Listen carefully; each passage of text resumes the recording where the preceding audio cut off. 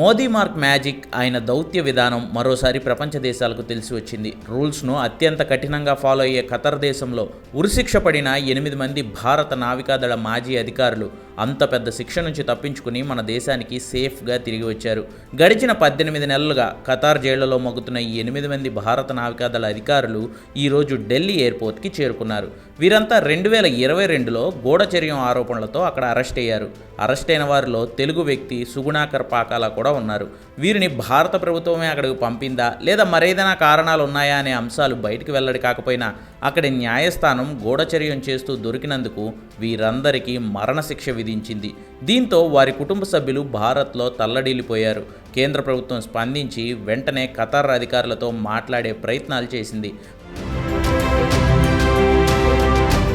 ప్రధాని మోదీ దుబాయ్లో జరిగిన COP28 సదస్సులో అక్కడి ఎమిర్ షేక్ తమీమ్తో మాట్లాడారు. మోదీని చూడగానే ఎమిర్ ఆప్యాయంగా చేతులు పట్టుకుని మాట్లాడిన ఫోటోలు అప్పట్లోనే వైరల్ అయ్యాయి. ఆ తర్వాత కేంద్ర మంత్రి జయశంకర్ మ్యాటర్లోకి ఎంటర్ అయ్యి 2 దేశాల మధ్య ఉన్న దౌత్య సంబంధాల ద్వారా న్యాయపరమైన మార్గాలు ఫాలో అవడంతో తొలుత మరణశిక్షను సాధారణ జైలు శిక్షగా మార్చి ఇప్పుడు అసలు వారందరినీ విడుదల చేస్తున్నట్లు ప్రకటించి భారత్కు పంపింది ఖతార్.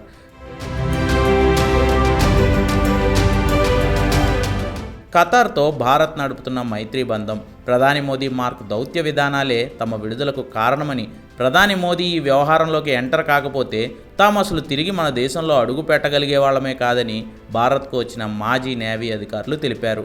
తమను విడిచిపెట్టిన ఖతార్ ఎమిర్ షేక్ తమీమ్ బిన్ హమద్ అల్ థానీకి కూడా కృతజ్ఞతలు చెప్పారు వారు. We have waited almost 18 months to be back in India. We are extremely grateful to the Honorable Prime Minister Shri Narendra Modi ji.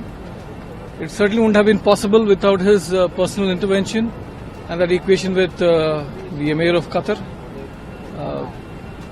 I think we are grateful to the Government of India, from the bottom of our heart, for every effort that has been made, and this day wouldn't have been possible without it. Grateful indeed. Thank you so much. Without the intervention of Prime Minister Modi, it wouldn't be. आज हम आपके सामने खड़े नहीं हो रहे होते अगर intervention नहीं होता at that level, highest level. And especially Government of India, उनके अथक प्रयास से कि वो consistently लगे रहे and we are there in front of you. Thank you.